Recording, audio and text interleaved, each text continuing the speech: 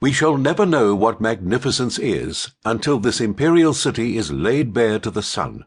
Mark Twain. I have set eyes on the wall of lofty Babylon, on which is a road for chariots, and the statue of Zeus by the Alpheus, and the hanging gardens, and the colossus of the sun, and the huge labour of the high pyramids, and the vast tomb of Mausolus. But when I saw the house of Artemis that mounted to the clouds, those other marvels lost their brilliancy, and I said, Lo, apart from Olympus, the sun never looked on aught so grand. Antipater. Although it is no longer quite as well remembered as it was thousands of years ago, one of the most important cities in the ancient world was Ephesus, a city that dates back nearly 3,000 years, and can lay claim to the Temple of Artemis, one of the 7 wonders of the ancient world. Moreover, while Sparta and Athens were often the centers of power in ancient Greece, Ephesus, located in present-day Turkey on the coast of Ionia, was an instrumental part of the Ionian League, which wielded power for a substantial period of time before the classical era.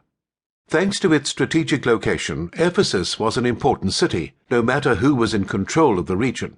In fact, while many of its most famous buildings were completed by 500 BCE, the city flourished after it became part of Rome's domains, and the Romans respected the culture so much that they continued letting Ephesus use original coins. In turn, as the Western Roman Empire dissolved, and the Eastern Roman Empire and Byzantine Empire maintained control in the area, Ephesus became an important religious center. In addition to a shrine inspired by the Virgin Mary, Ephesus was mentioned repeatedly in the Bible, including in the New Testament's Revelations, and St. Paul even wrote some of the epistles in Ephesus. Ironically and unfortunately, it was Ephesus' role as an important place for early Christians that ensured the final destruction of its most famous feature, the Temple of Artemis.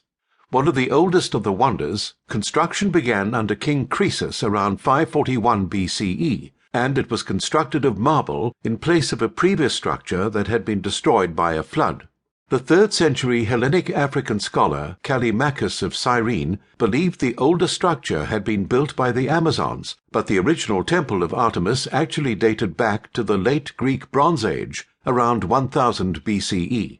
It may have been the first columned temple of its kind, but the site was not considered a wonder of the world until after Croesus' version was built. Unlike the other wonders, the enormous temple had 2 lives and 2 deaths. The first time it was destroyed, an arsonist named Herostratus burned it down in 358 BCE in the apparently accurate belief that such destruction would make him famous. The city's inhabitants promptly executed him, and made it illegal to mention his name thereafter, but the gossipy 4th century Greek historian Theopompus recorded the deed in his book The Hellenics anyway.